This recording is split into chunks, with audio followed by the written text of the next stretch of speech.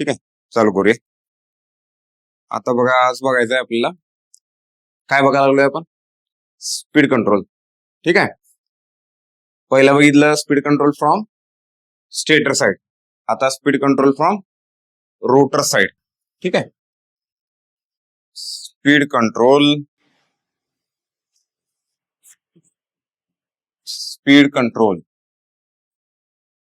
Methods. Okay, methods, speed control methods. आता या methods कोणत्या आता चालू करणार, from rotor side. From rotor side, from rotor side. आता रोटर साइड बघताना कोणत्या टाईपच्या इंडक्शन मोटरचं रोटर ऍक्सेसिबल आहे आपल्याला, स्लिप रिंग. म्हणजे ही जी मेथड आहे ती स्पेशली फक्त स्लिप रिंग इंडक्शन मोटर याच्या बाबतीतच पॉसिबल होणार. ठीक आहे, slip ring induction motor. Squirrel cage रोटरच्या बाबतीत आपल्याला या मेथड पॉसिबल नाहीये. ओके, मग फ्रॉम रोटर साइड याच्यात मग 3 मेथड्स आहेत. परत त्यातली पहिली method rotor resistance control. Rotor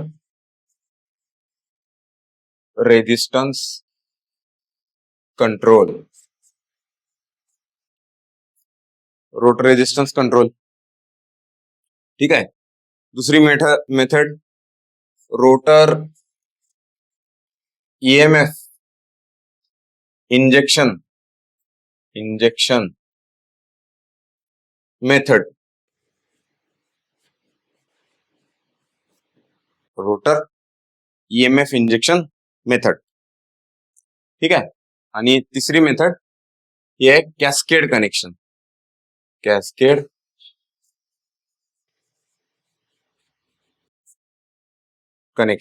त्याला आपण काय म्हणले, टँडम कनेक्शन.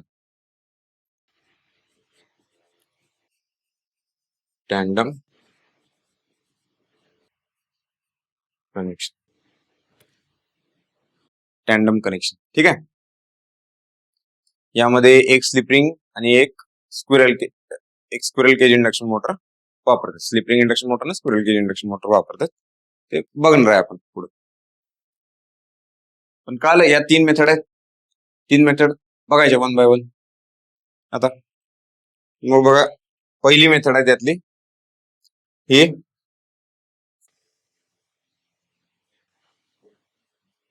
पहिली मेथड आहे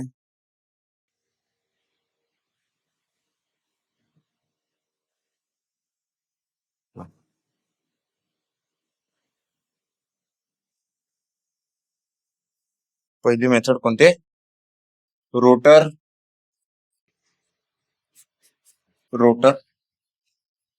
रेजिस्टन्स कंट्रोल मेथड. ठीक आहे, रोटर रेजिस्टन्स कंट्रोल मेथड. आता यामध्ये कोणती मोटर आहे, ही slip ring induction motor. Slip ring आहे तिथं, आणि हे इक्विव्हॅलंट सर्किट दाखवले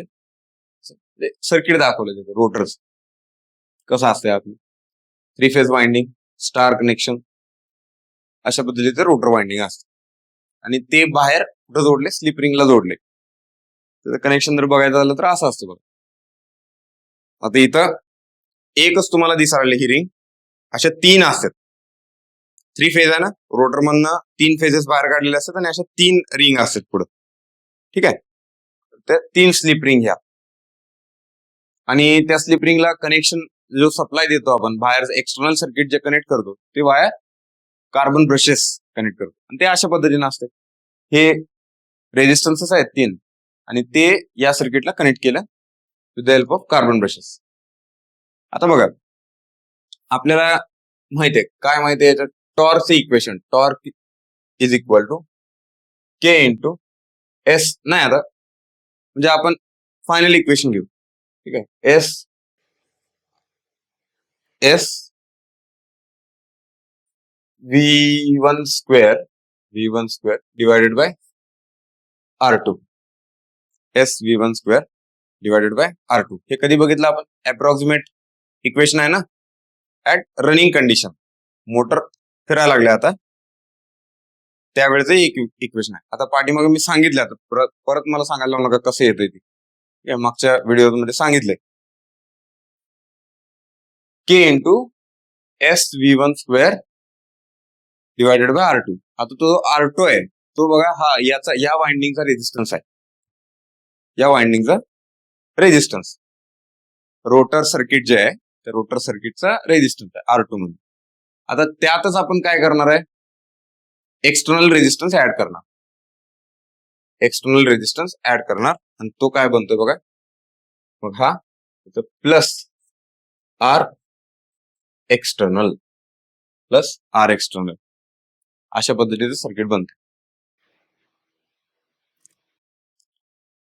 आता या स्पीड कंट्रोल टेक्निक मध्ये आपण काय करतो? टॉर्क कॉन्स्टंट ठेवतो. ठीक आहे, आपण टॉर्क कॉन्स्टंट ठेवतो आणि पॉवर व्हेरिएबल असते इथं.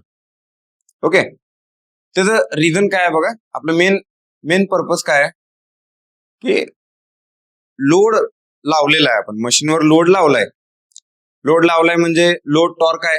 मशीन लोड टॉर्क बॅलन्स करायला लागल्या म्हणजे लोड ड्राईव्ह व्हायला लागलाय.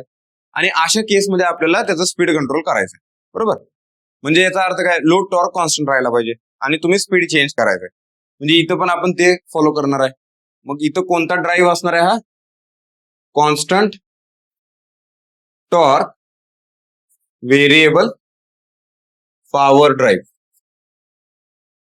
Constant torque variable power drive. आणि आपण बघितलंय, जर constant torque variable power drive असेल तर स्पीड कंट्रोल कुठं पॉसिबल आहे? बिलो का अबव? करेक्ट, एक नंबर. म्हणजे स्पीड कंट्रोल याचं below rated speed, below rated speed possible आहे. ठीक आहे, कारण का आपण कॉन्स्टंट टॉर्क ड्राईव्ह घेतो ना त्याच्यात, त्यामुळं बिलो रेटेड स्पीडच पॉसिबल आहे.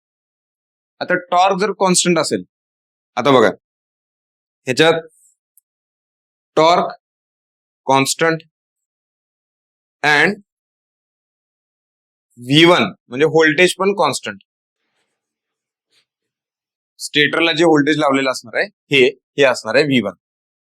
आणि हे आता आपण दाखवतो असं, पण हे बघा, हे जे इक्वेशन घेतलंय फेज व्होल्टेज घेतलेलं आहे. ठीक आहे, तर ते V1 पण कॉन्स्टंट घेतलं. ते जर V1 कॉन्स्टंट घेतलं तर बघा इक्वेशन काय येतंय? इक्वेशन काय येतंय?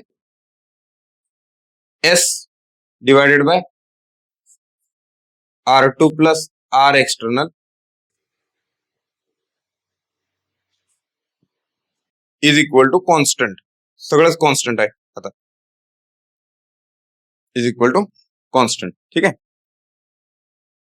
आता बघा आपल्याला स्पीड कंट्रोल करायचं आहे by means of external resistance. म्हणजे इनिशियली काय असणार आहे? Initially before adding external resistance मी असं म्हणतो S1 by R2, S1 by R2. आणि रेजिस्टन्स ऍड केला की याला आपण काय म्हणू? S1 किंवा S2 म्हणू. याला S2 by R2 plus R external. हे असं होणार आहे S1 डिवायडेड बाय R2, कारण कॉन्स्टंट आहे, सगळं कॉन्स्टंट आहे त्यामुळे आपण असं घेऊ शकतो. S1 by R2 is equal to S2 by R2 plus R external. आता S1 ला करस्पॉन्डिंग स्पीड असणार आहे, स्लिप 1 ला करस्पॉन्डिंग स्पीड असणार आहे. आणि रेजिस्टन्स ऍड केला की स्लिप 2 येणार,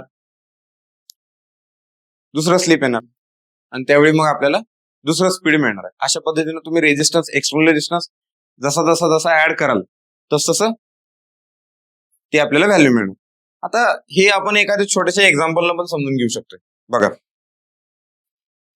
आता सांगितलं ना S1 by R2 is equal to S2 by R2 plus R external. ठीक आहे. आता बघा R2 ची व्हॅल्यू किती असते? R2 ची व्हॅल्यू 0.15 ओहम या रेंजमध्ये असते. एक प्रॅक्टिकल व्हॅल्यू घ्यायला लागलो आपण R2 ची. ओके, प्रॅक्टिकल व्हॅल्यू घ्यायला आणि आपण आर एक्सटर्नल घेऊ. आर एक्सटर्नल जो आहे तो 0.05 टू 0.25 इथपर्यंत व्हेरिएबल होईल, या रेंज पर्यंत व्हेरिएबल होईल असा रेजिस्टन्स घेतला. 0.05 टू 0.25 पर्यंत आपण रिओस्टॅट व्हेरिएबल करू शकतो अशी एक व्हॅल्यू घेतली. त्यानंतर बघा S1 आता मोटर रेटेड कंडिशनला फिरायला म्हणजे नॉर्मल कंडिशनला फिरायला लागल्या. ठीक आहे, रेटेड स्पीडला फिरायला लागल्या. रेटेड स्पीडला फिरायला लागले तर त्याचं स्पीड किती असते? समजा आपण ही कंडिशन घेतली, फ्रिक्वेन्सी 50 हर्ट्स आणि पोल 4 घेतले, त्यामुळे NS काय येणार? 1500 RPM. NS येणार 1500 RPM आणि NR जो नो लोडचा आहे तो आपण घेऊया 1460 RPM घेऊ.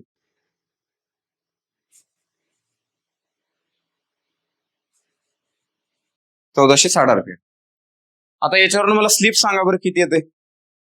S1 ची व्हॅल्यू किती येते सांगा? याच्यावरून S1 ची व्हॅल्यू सांगा. याच्यावरून सांगा S1 ची व्हॅल्यू किती येते? S1 कसं काढणार? हा, NS minus NR upon NS. सांगा किती येते व्हॅल्यू?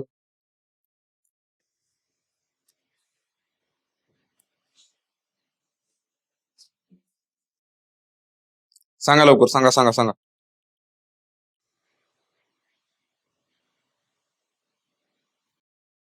एक प्रॅक्टिकल एक्झाम्पल ना समजून घ्या फक्त. म्हणजे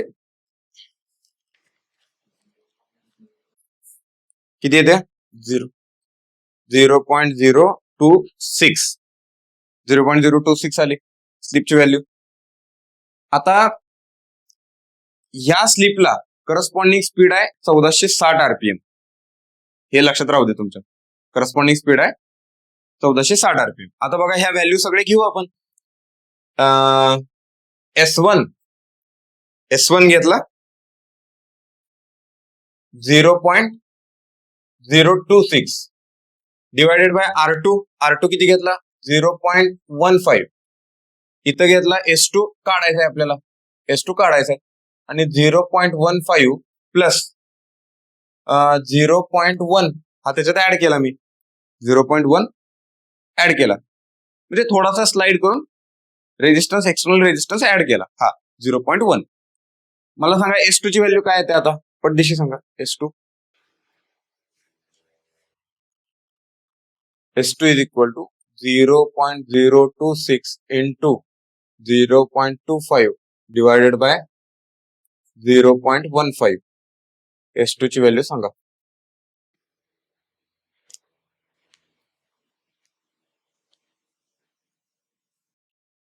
S2 ची व्हॅल्यू सांगा.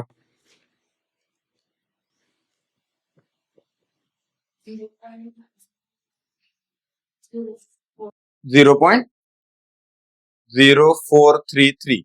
ठीक आहे, ही आली S2 ची व्हॅल्यू. आता S2 आला त्यानंतर तुम्ही NR काढू शकता त्याच्यावरनं.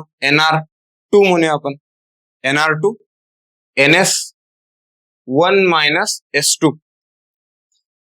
1 मायनस S2. NR2 काढा. किती येतो बघा NR2? NS 1500 1 minus S2. NR2 किती आला बघा? सांगा NR2 ची व्हॅल्यू किती आला? 1400 35.5 करेक्ट आहे ना हे? RPM. पहिला किती होता? 1460. आता 1435.5. तुम्ही रेजिस्टन्स थोडासा स्लाइड केला, ही आली व्हॅल्यू. अजून रेजिस्टन्स चेंज केला, अजून स्पीड कमी होणार. एक्सटर्नल रेजिस्टन्स ऍड केलं की काय होतंय मग? स्पीड कमी कमी होतंय. बघा हे पण रिझल्ट तुम्हाला याच्यावरून लक्षात आला. ओके, म्हणजे आर एक्सटर्नल ची व्हॅल्यू जर वाढवायला लागलो आपण तर एनआर हा रिड्यूस होते आणि हे व्हेरिएबल स्पीड मिळतात तुम्हाला. अशा पद्धतीने समजलं? अशा पद्धतीनं स्पीड कंट्रोल करायचं. आता याच्यात प्रॉब्लेम काय आहे बघा, हे जर हे केलं ठीक आहे, ते आपण वापरू शकतो. आता करायला लागलोय काय आपण? रोटर मध्ये एक्सटर्नल रेजिस्टन्स ऍड करायला लागलो. आधीच रोटरचा रेजिस्टन्स आहे स्वतःचा, तो किती आहे? 0.15 आणि एक्सटर्नल आपण 0.1, म्हणजे जवळजवळ जेवढा रेजिस्टन्स आहे त्याच्यापेक्षा म्हणजे त्याच्या अराउंड डबल, म्हणजे त्याच्या जवळपास 0.15 आणि 0.1 तेवढा रेजिस्टन्स आपण एक्सटर्नल रेजिस्टन्स ऍड करायला लागलोय. आणि त्यांना आपल्याला स्पीड व्हेरिएशन किती मिळाले बघा? 1460 ते 35, म्हणजे जवळजवळ 25 RPM स्पीड व्हेरिएशन फक्त मिळाले. अंदाज येतो तुम्हाला? अजून तुम्हाला जास्त व्हेरिएशन पाहिजे असेल तर अजून रेजिस्टन्स वाढवायला लागेल. ठीक आहे, म्हणजे यातनं कळतं आपल्याला. मग बघा एक्सटर्नल रेजिस्टन्स जर वाढायला लागलं तर रोटर कॉपर लॉसेस वाढणार. रोटर कॉपर लॉसेस वाढणार. रोटर कॉपर लॉसेस वाढले की हीट वाढणार. ठीक आहे, म्हणजे ही मेथड आपल्याला लॉंग ड्युरेशन साठी किंवा लॉंग रेंज और लॉंग ड्युरेशन साठी यूज करता येत नाही. मग आपण काय करतो? याला फक्त शॉर्ट ड्युरेशन साठी यूज करतो. शॉर्ट ड्युरेशन साठी यूज करतो टू एलिमिनेट ओहमिक लॉसेस. आणि दुसरी गोष्ट काय होतंय? रेजिस्टन्स ऍड करायला लागलोय आपण स्पीड कंट्रोलला. म्हणजे जोपर्यंत तुम्ही स्पीड कंट्रोल करणार आहे तोपर्यंत रेजिस्टन्स सर्किटमध्ये असणार आहे. याच्यामुळे काय होतंय? इफिशियन्सी पण रिड्यूस होते. तर अशा छोट्या छोट्या गोष्टी आहेत.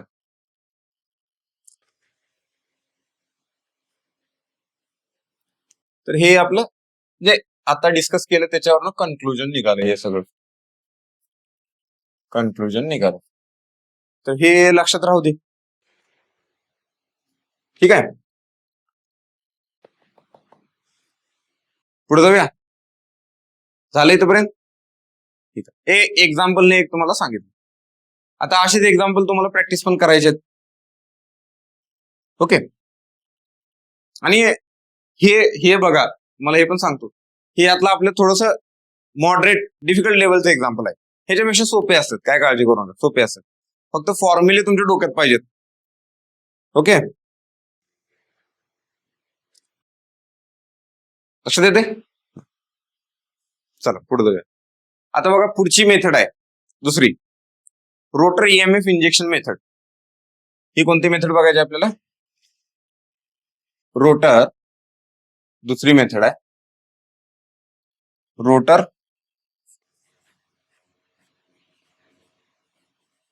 EMF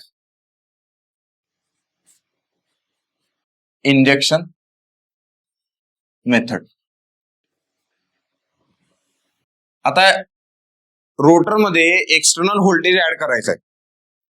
मग हे पण वाया स्लिप रिंगच करणार ना आपण. म्हणजे ही पण मेथड आपल्याला लक्षात असू द्या, मी परत रिपीट सांगतोय. स्लिप रिंग इंडक्शन मोटरच्या बाबतीतच पॉसिबल आहे. ठीक आहे, स्लिप रिंग इंडक्शन मोटरच्या बाबतीतच पॉसिबल आहे. तर इथे फेजर डायग्राम दाखवलं, पण ठीक आहे त्याच्याकडे येऊ आपण. ओके, आता बघा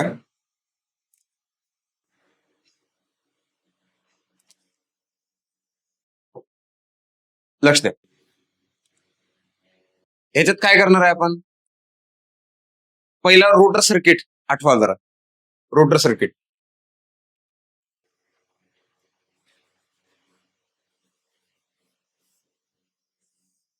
हे अशा पद्धतीचं रोटर सर्किट होतं. E20 केलं आपण इथं. याला काय केलं, R2/S केलं आणि याला JX20 केलं. यालाच आपण काय म्हणलं, Z2 असं नाव देऊ याला. आणि हा आहे I2. हा आहे I2. मग E20 डिवायडेड बाय Z2 म्हणजे काय आला, I2. आणि E20 is equal to I2 Z2 असं लिहू शकता तुम्ही. असं लिहू शकता सर्किटवरून. रोटर सर्किट आहे. आता करतोय काय बघा आपण, हे एसी व्होल्टेज आहे हे लक्षात राहू दे. आता याच्यात रोटर ईएमएफ इंजेक्शन मेथड मध्ये आपण दोन पद्धतीने ईएमएफ इंजेक्ट करणार आहे. दोन नाही, ऍक्च्युली 3 करणार आहे. आता हे एक्सटर्नल सर्किट आहे, इथं मी एक्सटर्नल ईएमएफ ऍड करणार. म्हणजे बघा इथं मी एक्सटर्नल ईएमएफ ऍड करणार. हा, याला आपण म्हणले EJ. याला आपण म्हणले EJ. आता 3 केसेस आहेत. हा जो EJ ऍड केलाय तो मी same phase of rotor EMF, ही पहिली केस. म्हणजे मी असं म्हणतो बघा, injected EMF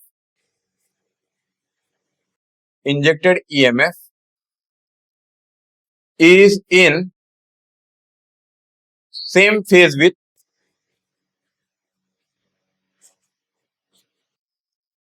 rotor EMF. Same phase with rotor EMF असं केलं मी. आता त्याची फेजर डायग्राम इथं आहे. मग इथं मी काय लिहितो बघा, ते बघायला लागलोय आपण. मग इथं मी यातला पहिला आकडा लिहितो, injected EMF is in same phase with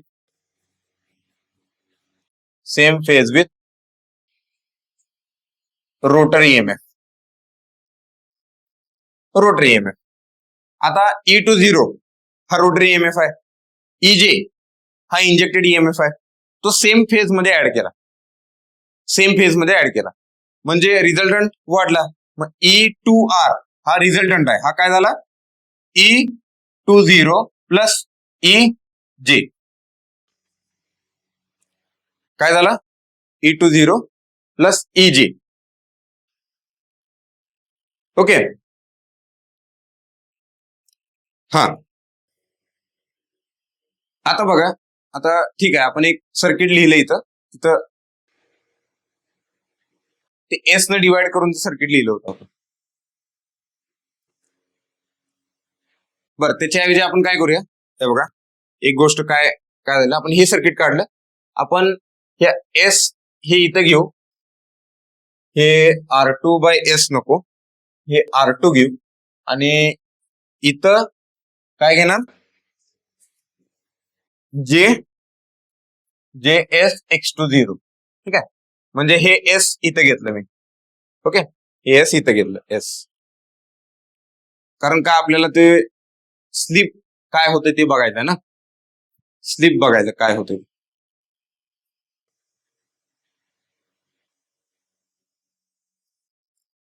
okay, आता बघा हे E2R आलं ना, बघा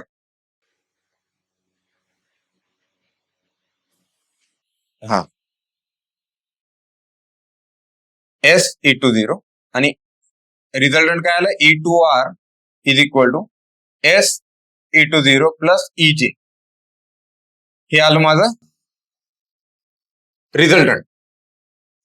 आता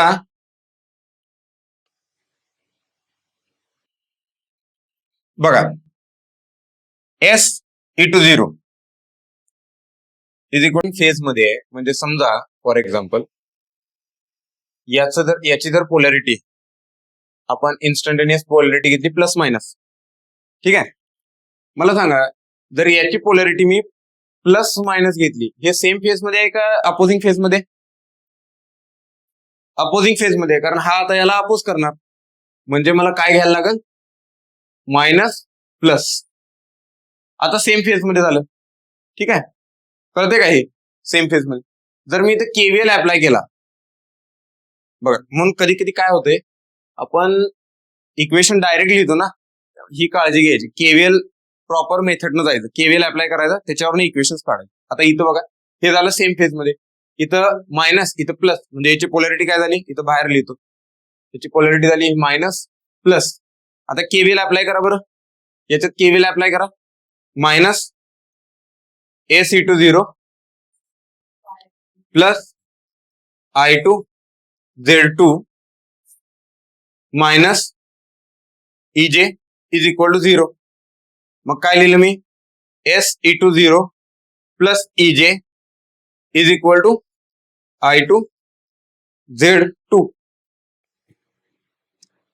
ठीक आहे.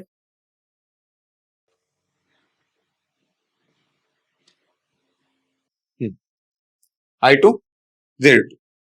आता S बद्दल काय लिहितो मी? बघा, I2 Z2 divided by E20 minus EJ divided by E20 divided by E20. Yes. आता बघा, Z2 ह्याची जी व्हॅल्यू असते ना, ही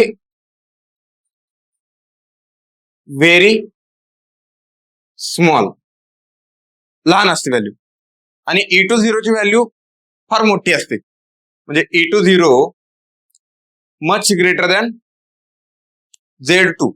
म्हणून मी या टर्मला काय करतो, I2 by Z2 divided by E20 nearly equal to 0. So neglected.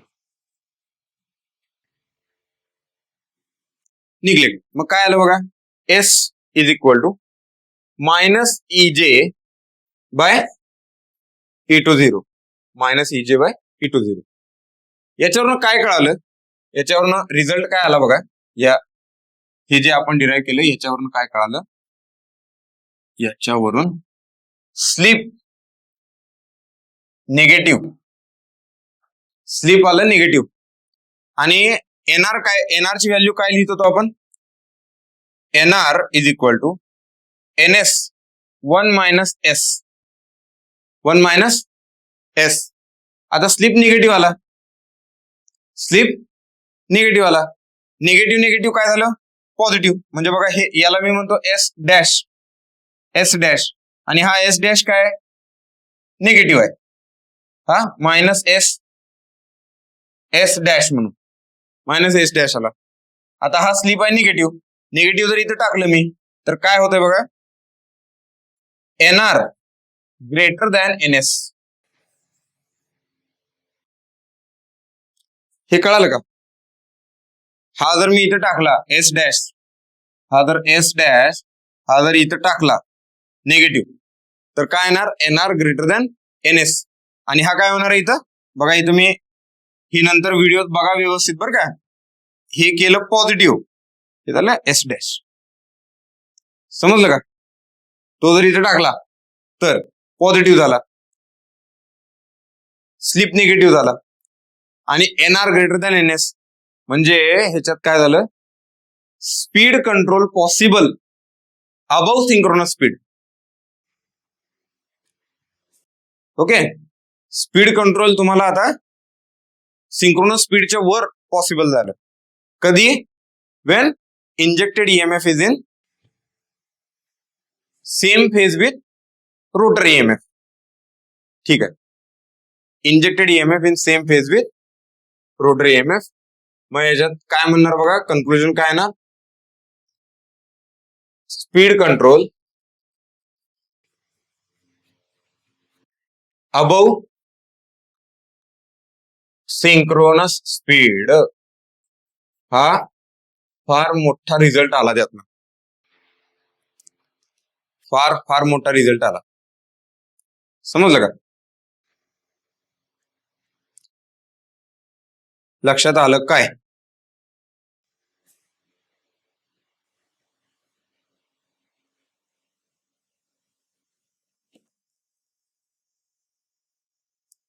Okay, आता याला इमॅजिन कसं करणार?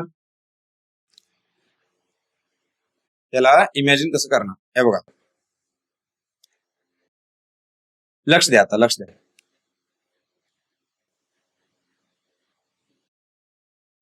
बरं ठीक आहे, पुढे सांगतो. अजून एक दुसरी कन्सेप्ट सांगितली की मग दोन्ही मिळून सांगतो. हे कळालं इथे बरं? हा, आता याच्या पुढचा पॉइंट.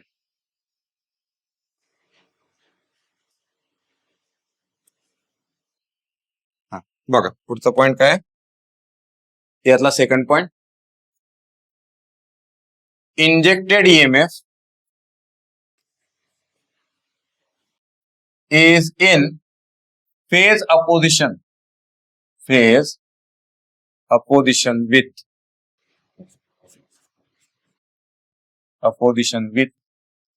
rotary EMF.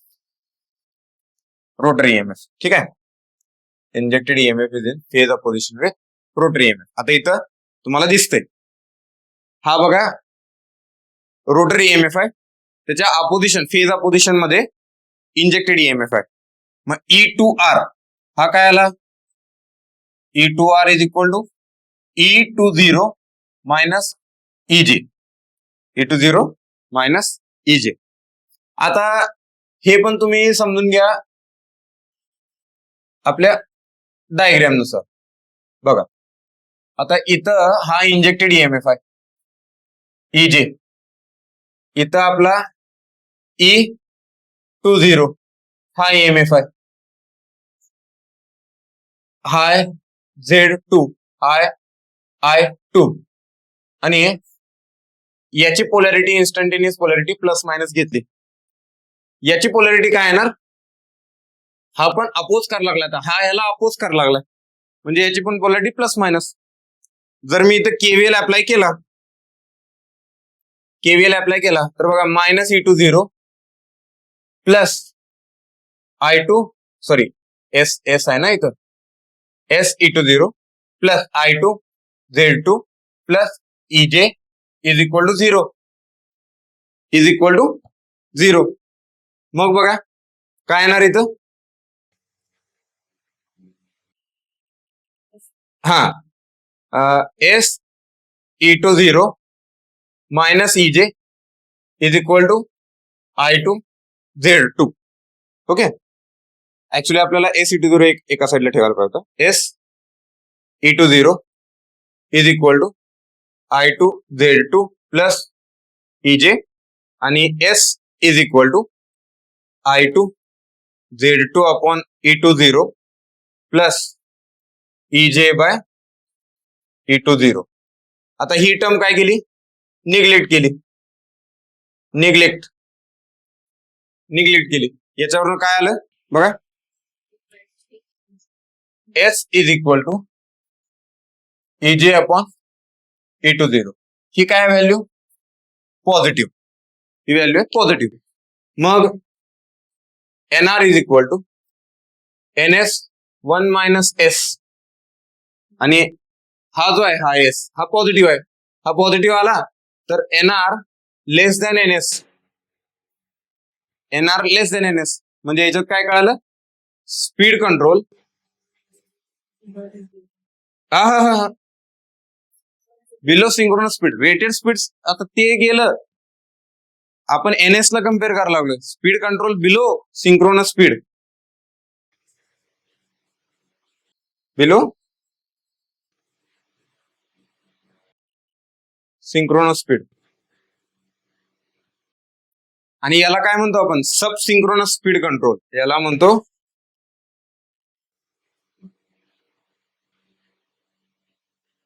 सब synchronous speed control.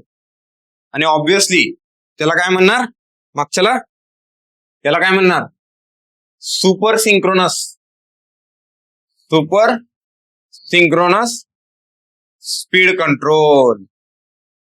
Sub synchronous speed control आणि सुपर सिंक्रोनस स्पीड कंट्रोल.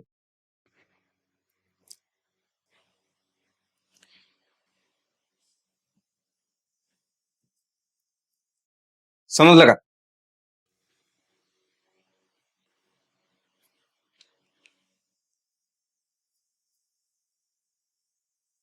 कळालं?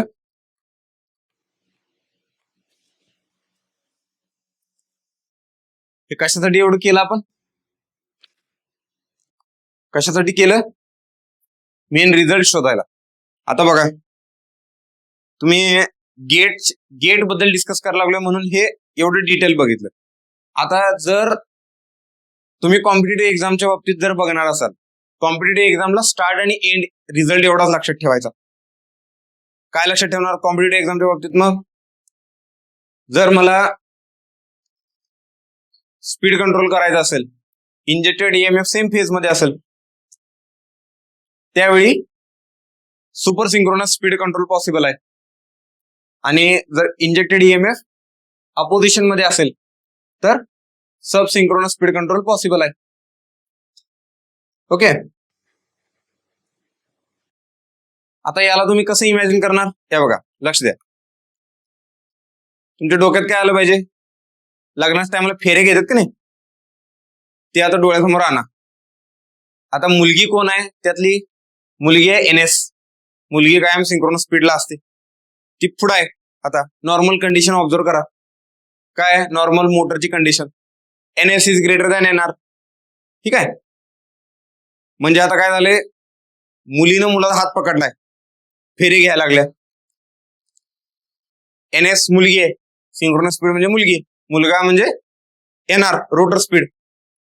आता समजा भटजीनं मुलाच्या डोक्यात टपली दिली, जोरात असं हाणलं, मुलगा फिरायला लागलाय. तुम्ही इमॅजिन करायचं कसं? हे विसरायचं नाही. मग हे बघा,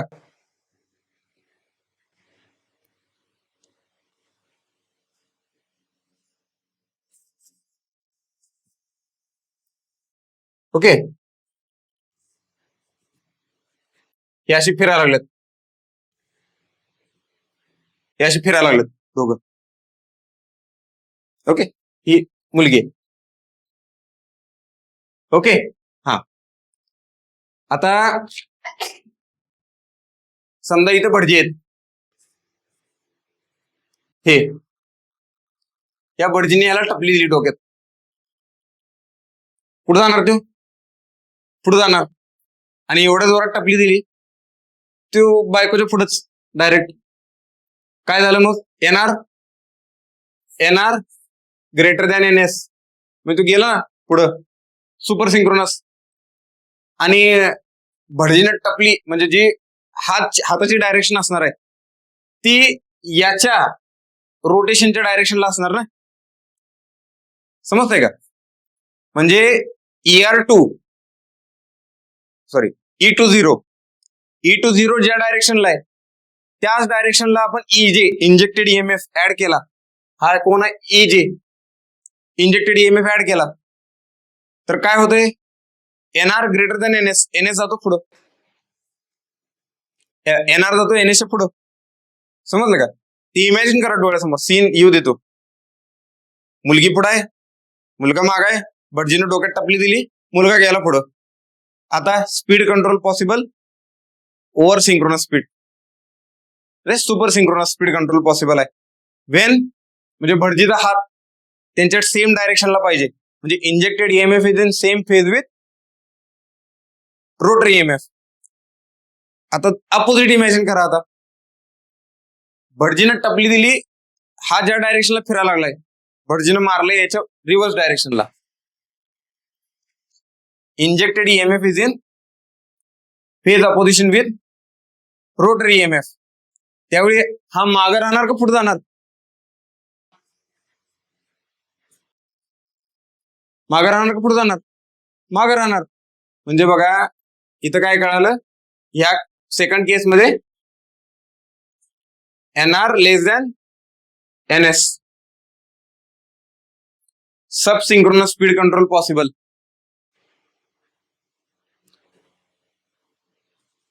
सब सिंक्रोनस स्पीड कंट्रोल पॉसिबल आणि इथं super synchronous speed control possible. Okay, तर डोक्यात ही आणायचं, एक्झाम्पल विसरायचं नाही. समजलं का? हे एक्झाम्पल डोक्यात राहिलं तर कळतंय, एक्झामला कळतंय आपल्याला की बाबा सुपर सिंक्रोनस आहे का सब सिंक्रोनस आहे. नाहीतर तिथं मग कन्फ्युजन होतंय जास्त. ओके, पुढे जाऊया. आता तिसरी केस आहे. आता तिसरी केस काय आहे बघा. Injected EMF is in phase quadrature with existing rotor EMF. Injected EMF तिसरी केस आहे यातली. Injected EMF is in phase quadrature with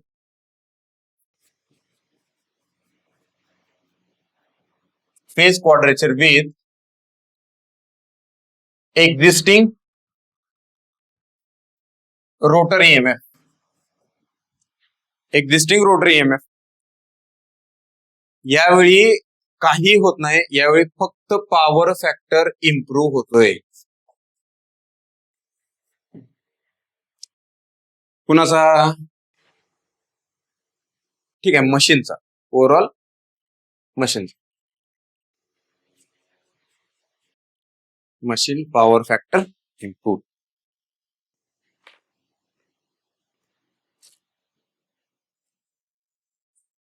आता याच्यात सबसिंक्रोनस सुपरसिंक्रोनस नाही डिफाईन करता येत आपल्याला. फेज क्वाड्रेचर म्हणजे एक्झॅक्टली 90 डिग्री मध्ये त्याला ऍड केले. ओके, 0 डिग्री मध्ये ऍड केलं तर सेम फेज, 180 डिग्री फेज मध्ये ऍड केलं तर फेज अपोजिशन, 90 डिग्री मध्ये ऍड केलं त्याला तर फेज क्वाड्रेचर. फेज क्वाड्रेचर मध्ये ऍड केलं तर फक्त काय होतंय, मशीनचा पॉवर फॅक्टर इम्प्रूव्ह होतोय. ओके, या 3 गोष्टी लक्षात ठेवायच्या. 3 गोष्टी महत्वाच्या. याच्यावर क्वेश्चन्स आलेले आहेत. ईएससी मध्ये, गेट मध्ये याच्यावर क्वेश्चन्स आहेत. ठीक आहे, गेटला ह्याच्यावर क्वेश्चन फ्रेम होऊ शकतोय. ठीक आहे, म्हणजे तिथं काय म्हणणार तुम्हाला, सोपे क्वेश्चन असतात. जर तुम्हाला कन्सेप्ट माहित असेल ना, गेट फार सोपी आहे. ऍक्च्युली सांगतो तुम्हाला, गेट फार सोपे. फक्त तुम्हाला कन्सेप्ट माहित पाहिजे. गेटला जर क्वेश्चन फ्रेम होणार असेल, याच्यात कसा क्वेश्चन फ्रेम होतो माहिती का, तुम्हाला सगळ्या व्हॅल्यू दिल्या जातात. E20 ची व्हॅल्यू दिली जाते, स्लिपची व्हॅल्यू दिली जाते, I2 ची दिली जाते, Z2 ची व्हॅल्यू दिली जाते, आणि सांगितलं जाते injected EMF is in phase opposition with existing rotor EMF. Then calculate current flowing through rotor. बस एवढं विचारलं जाते. काय कळालं तुम्हाला? काय क्वेश्चन सांगितलं मी? Injected EMF is in phase opposition with existing rotor EMF. Then calculate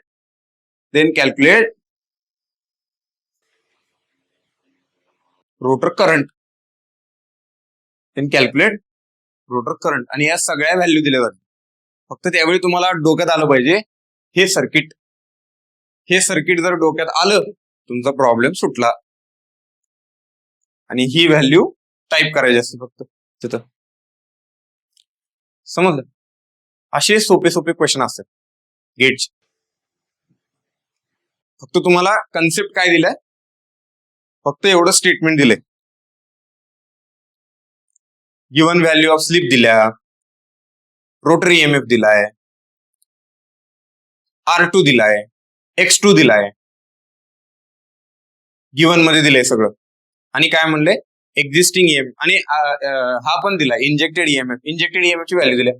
injected EMF is in phase opposition with existing rotor EMF. Then calculate current flowing through rotor. संपलं.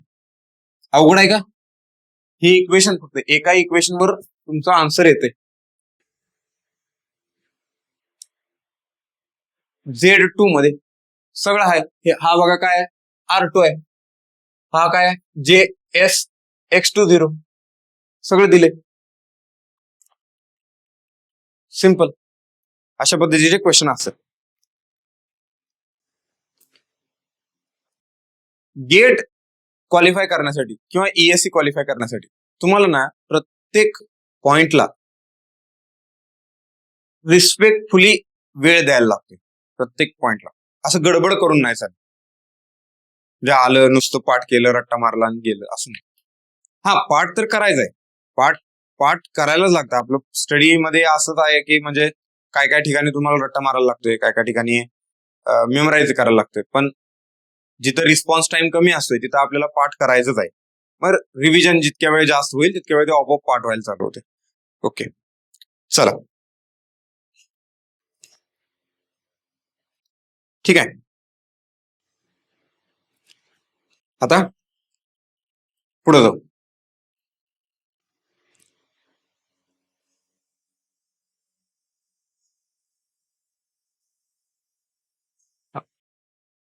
आता तिसरी स्पीड कंट्रोलची मेथड आहे बघा, cascade connection. Cascade connection. Okay,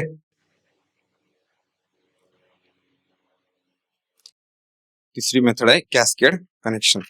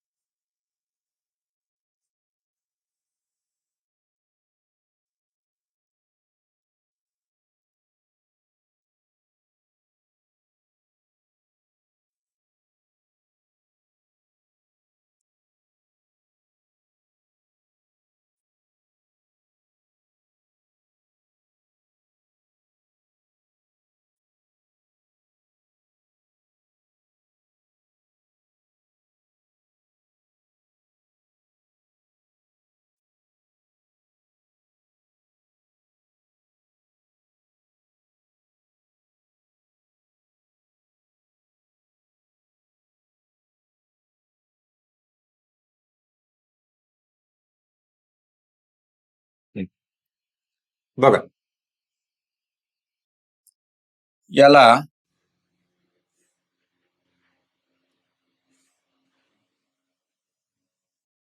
three phase supply आला आणि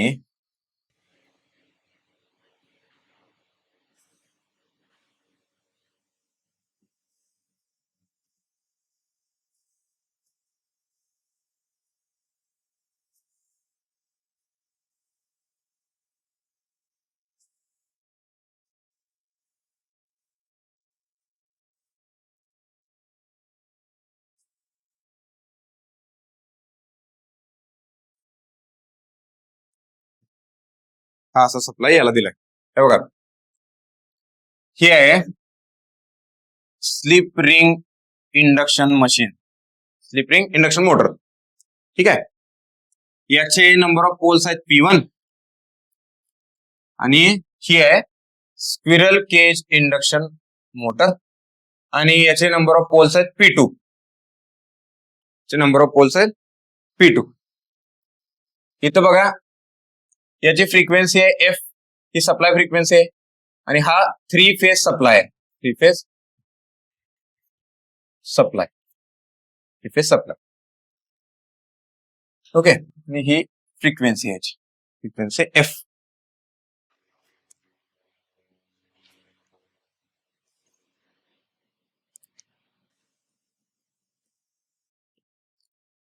ठीक आहे, हे कळालं. डायग्राम काय केलंय, स्लिप रिंग इंडक्शन मोटर आहे. स्लिप रिंग इंडक्शन मोटरचा हा रोटर आहे, तो रोटर कॉमन आहे, रोटर कपल केला एकमेकांना, कॉमन रोटर आहे बरं का, जोडलेला आहे हा. ओके, आणि हे जे बघा, ह्या स्लिप रिंग आहेत, त्याला हे लावलेले कार्बन ब्रशेस आहेत, त्यातनं हा सप्लाय याला दिलाय. हे कनेक्शन केले, कनेक्शन कळालं तुम्हाला. रोटर कॉमन आहे, रोटर जोडला एकमेकांना, कपल केलेला आहे, स्लिप रिंग इंडक्शन मोटरचा आणि स्क्विरल केज इंडक्शन मोटरचा. ओके, आता बघा,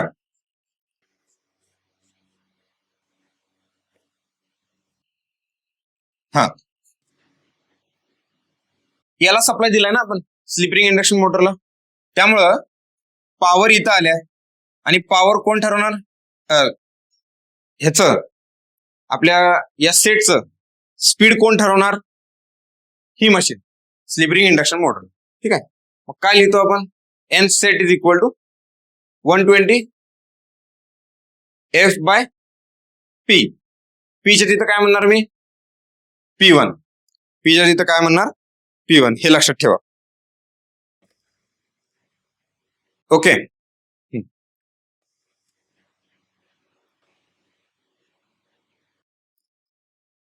त्यानंतर बघा आता इथं याच्या रोटरला कनेक्टेड आहे ना, मग ह्या रोटर मधनं स्लिप रिंग मधनं सप्लाय बाहेर घेतलाय आपण.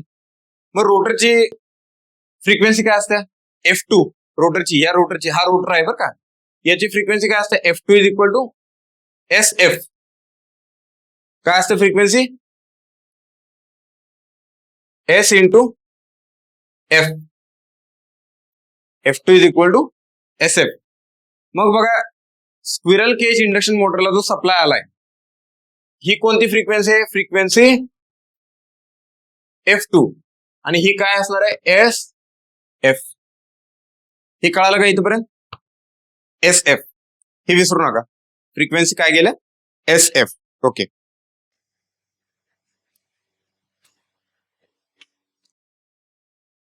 ठीक आहे.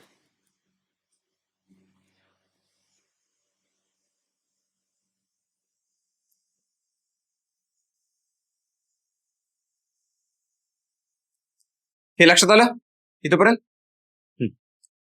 आता बघा ही जी आहे ना, ही ऍक्च्युली हा पूर्ण ड्राईव्ह ला पॉवर द्यायला लागली ना, स्लिप रिंग इंडक्शन मोटर, म्हणून याला मी काय म्हणलंय, this is main motor, this is main motor. आणि मग ही काय होणार, obviously auxiliary motor, main motor आणि ऑक्झिलरी मोटर. ठीक आहे, हे समजलं. आता बघा जरा लक्ष द्या. आता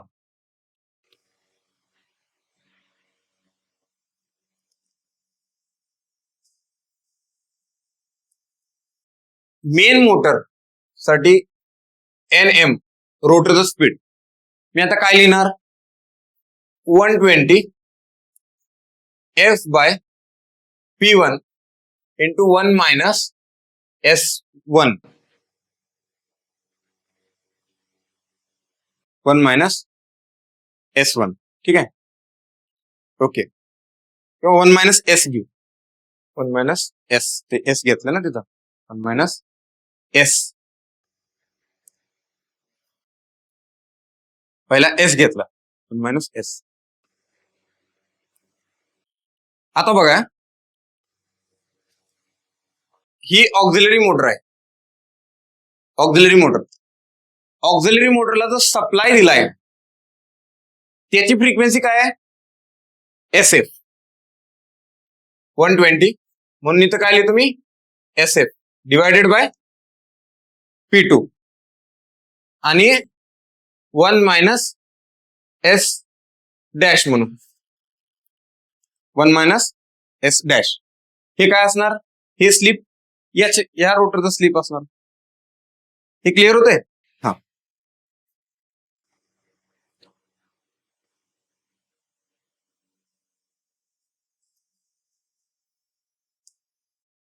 ठीक आहे, हे समजलं इथपर्यंत. ओके.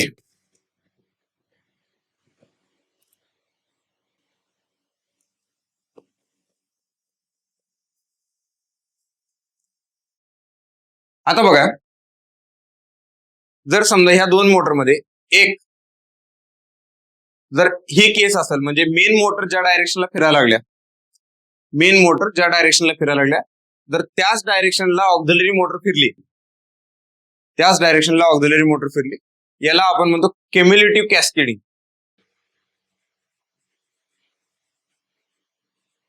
Cumulative cascading. आणि जर समजा मेन मोटर ज्या डायरेक्शनला फिरते त्याच्या जर अपोजिट डायरेक्शनला आपण फिरवली मोटर, ऑक्झिलरी मोटर, तर याला आपण म्हणतो डिफरन्शियल कॅस्केडिंग.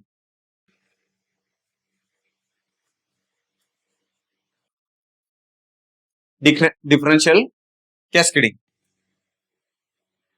ओके, हे दोन केसेस आहेत, डिफरन्शियल कॅस्केडिंग आणि क्युम्युलेटिव्ह कॅस्केडिंग.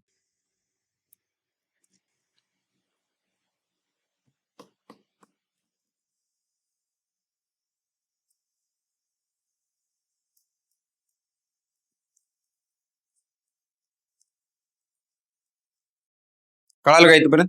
हे जरा लक्ष द्या, स्टेप बाय स्टेप प्रोसिजर आहे, तर व्यवस्थित लक्ष द्यायचं असते त्याच्यात. म्हणून बघा इथपर्यंत कळालं. हा, आता यातलं आपण पहिलं बघू. हे इक्वेशन विसरू नका, हे दोन इक्वेशन. बघा आता पहिलं आपण बघायचं त्यातलं cumulative cascading. Cumulative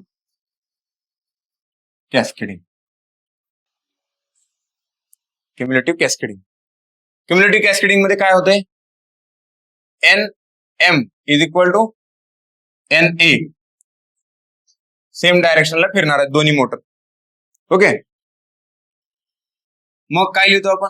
120 F by P1 1 minus S is equal to 120 S F by P2 1 minus S dash, 1 minus S dash. काय झालं? हा, ते कॅन्सल झालं, एफ पण कॅन्सल झालं. ठीक आहे, एफ पण कॅन्सल झालं. मग काय येते बघा इथं, थोडस हे आपण लिहूया. 1 minus S divided by P1 is equal to S minus S into S dash divided by P2, divided by P2. आता एस चे व्हॅल्यू केवढे कमी असतात आपण बघितलं. एस चे व्हॅल्यू 0.02, 0.01, 0.04 आणि तिथं दोनदा मल्टिप्लाय झाले ते, म्हणजे एस ची व्हॅल्यू अजून कमी झाली. म्हणून मी ही टर्म निग्लेक्ट करतो. Neglect this term, neglect, neglect. Okay, मग काय राहिलं बघा equation? 1 minus S divided by P1 is equal to S by P2, S by P2. मग आता हे थोडंसं रिअरेंज करूया आपण, क्रॉस मल्टिप्लाय करू. बघा P2 minus P2s is equal to P1s. Okay, मग हे काय लिहिलं? P2 is equal to P1s plus P2s. मग s P1 प्लस P2 लिहिलं ना, P2. मग s ची व्हॅल्यू काय लिहिली? P2 upon P1 plus P2. s ची व्हॅल्यू काय लिहिली? P2 upon P1 plus P2. ठीक आहे. आता बघा पुढं एस ची व्हॅल्यू लिहिली ना आपण. मग आता मेन मोटर, मेन मोटरचं स्पीड काय लिहिलं होतं? मेन मोटर, आता लक्षात ठेवा, मेन मोटर आपल्या पूर्ण मशीनला फिरवणार आहे, पूर्ण त्या सेटला फिरवणार आहे मेन मोटर. ठीक आहे, हे लक्षात ठेवा. आणि इथं पण मी इथं एक गोष्ट लिहायचं राहिलो बघा. इथं काय लिहायला पाहिजे होतं? एन सेट 1 मायनस एस असं लिहायला पाहिजे. ठीक आहे, एन सेट रोटरचं स्पीड असणार नाही, आणि हे सिंक्रोनस स्पीड असणार आहे NS 120 एफ बाय P1. हे सिंक्रोनस स्पीड आहे NS, पण हे काय असणार आहे? N set is equal to 120 F by P1 1 minus S. मग तेच मी इथं पुढे लिहिणार. काय लिहिलं? NM, म्हणजेच हे काय असणार आहे? N set. हे काय लिहिलं मी? 120 F by P1 1 minus S च्या जागी हे टाकतो मी P2 divided by P1 plus P2. मग हे काय आहे ते सांगा.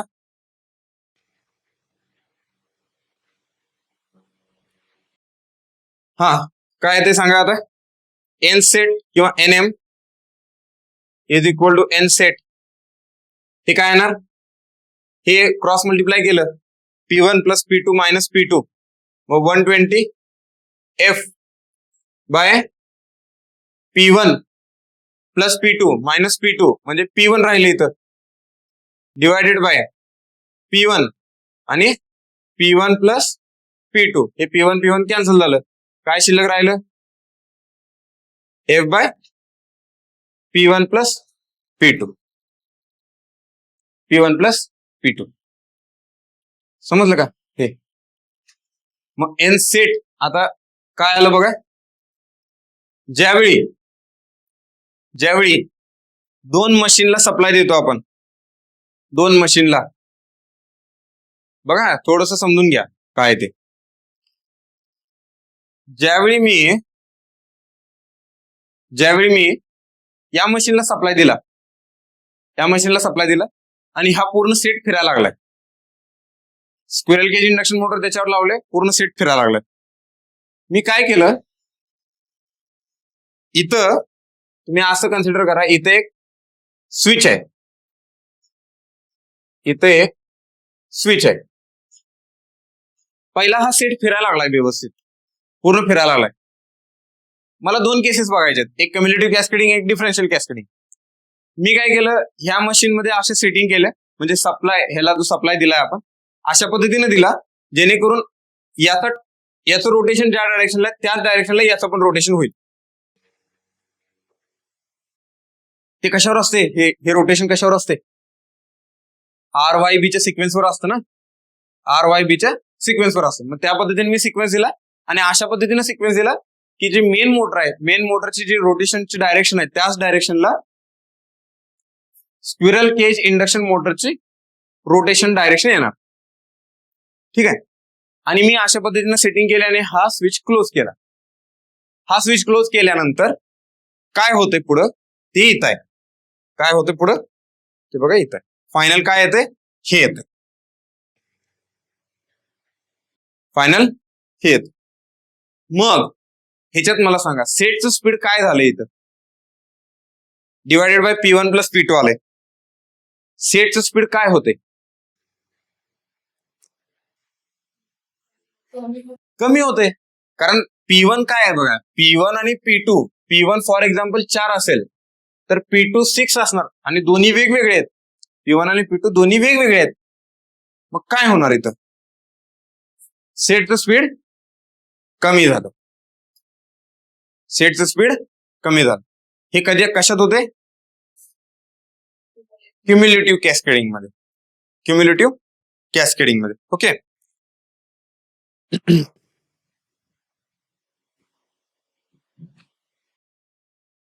आणि ज्यावेळी स्पीड कमी होते त्यावेळी ऍक्च्युली आपल्याला काय मिळतो, जास्त टॉर्क. म्हणजेच बघा, जरासं लक्ष द्या, इथं जे बघितलं आपण, ही मोटर क्लॉकवाईज फिरायला लागल्या, मेन मोटर, ऑक्झिलरी मोटर पण क्लॉकवाईज फिरायला लागल्या. दोन मोटर त्याच्यात ताकद क्लॉकवाईज लावायला लागल्यात. स्पीड रिड्यूस झालं, पण टॉर्क दोघांचा ऍड होऊन मिळाला ना. म्हणजे काय लक्षात ठेवायचं तुम्ही कुठं बघितलं, कॅस्केड कनेक्शन मध्ये जे पहिलं एक्झाम्पल बघितलं आपण, क्युम्युलेटिव्ह कॅस्केडिंग, याच्यात मला टॉर्क सेटचा हा जास्त मिळतोय. लक्षात घ्या, टॉर्क सेटचा जास्त मिळतोय, आणि स्पीड एन सेट हे काय होते, रिड्यूस होते. हे याचं मेन कन्क्लुजन आहे.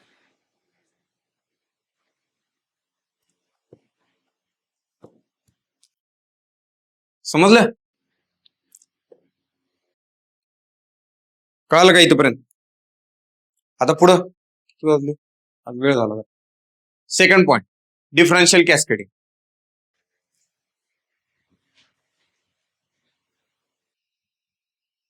बघा, डिफरन्शियल कॅस्केडिंग, आता लक्ष द्या. डिफरन्शियल कॅस्केडिंग मध्ये काय होतंय, NM आणि NA अपोजिट डायरेक्शन मध्ये असते, ते अपोजिट डायरेक्शन मध्ये करणार आहेत. NM is equal to minus NA. मग NM काय लिहिलं होतं आपण, 120F by P1 1 minus S, आणि NA काय लिहिलं होतं, मायनस 120 बाय P2 SF हे लिहिलं, आणि 1 minus S dash, 1 minus S dash. ठीक आहे. मग बघा, हे कॅन्सल झालं, हे कॅन्सल झालं, शिल्लक काय राहिलं, 1 minus S divided by P1 is equal to minus S plus S into S dash divided by P2. आता ही व्हॅल्यू काय होणार, परत निग्लेक्ट का, व्हेरी लेस, मग काय शिल्लक राहिलं 1 minus S divided by P1 is equal to minus S divided by P2. मग हे थोडं क्रिस क्रॉस करा, हे multiplication P2 minus P2S is equal to minus S P1. मग हे काय करूया आपण, तिकडं पाठवू. P2 is equal to P2S minus S P1. मग हे S कॉमन घेतलं, P2 मायनस P1 आणि हे झालं बघा P2. तर काय लिहिणार मी, S is equal to P2 upon P2 minus P1. हे S आलं. मग N M is equal to N set, हे काय लिहिलं मी 120 F by P1 1 minus S. मग S च्या जागी काय लिहिणार मी P2 upon P2 minus P1. मग हे बघा, हे लिहिलं P2 minus P1 minus P2 P2 cancel. मग काय येणार 120 F इंटू मायनस P1, ठीक आहे, ते मायनस मायनस ठीक आहे, डिवायडेड बाय P1 आणि इथं P2 मायनस P1 हा काय झाला N सेट. P1 ला P1 कॅन्सल झालं आणि हे काय आलं बघा 120 F बाय, ठीक आहे, मायनस ते P2 मायनस P1 हे झालं. काय हा ठीक आहे, तसं लिहा. काय त्यानं काय फरक, ऍक्च्युली तिथं काय करायचं, हायर म्हणून लोअर मायनस करायचं, ठीक आहे. 120 F by P1 minus P1 minus P2, ठीक आहे, हे आलं. मग हे इक्वेशन आलं आपलं. मग याच्यात काय काय कळालं मला, याच्यात स्पीड काय होतं, वाढतोय आणि टॉर्क कमी होतो. डिफरन्शियल कॅस्केडिंग मध्ये स्पीड वाढतोय, टॉर्क कमी होतोय. ओके,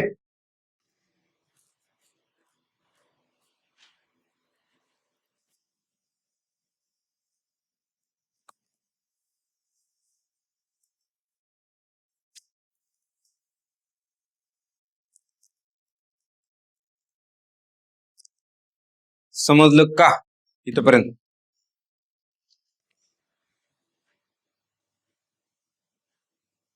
काय शंका यामध्ये? ठीक, तर इथं थांबू आपण. ते कळालं तुम्हाला, त्याचं डिस्कशन पण कळालं. इथं थांबू आपण आणि इथं आपला इंडक्शन मशीन कंप्लीट झाला, ठीक आहे. अजून 1-2 दिवस जाणार आहेत म्हणजे फायनल.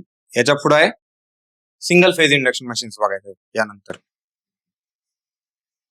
ठीक आहे. पण main 3 phase induction machine complete झालं इथं डिस्कशन. याच्यानंतर थोडस म्हणजे सिंगल फेज इंडक्शन मोटर याबद्दल डिस्कशन करायचं, ते आपण पुढच्या लेक्चरला करू, ठीक आहे.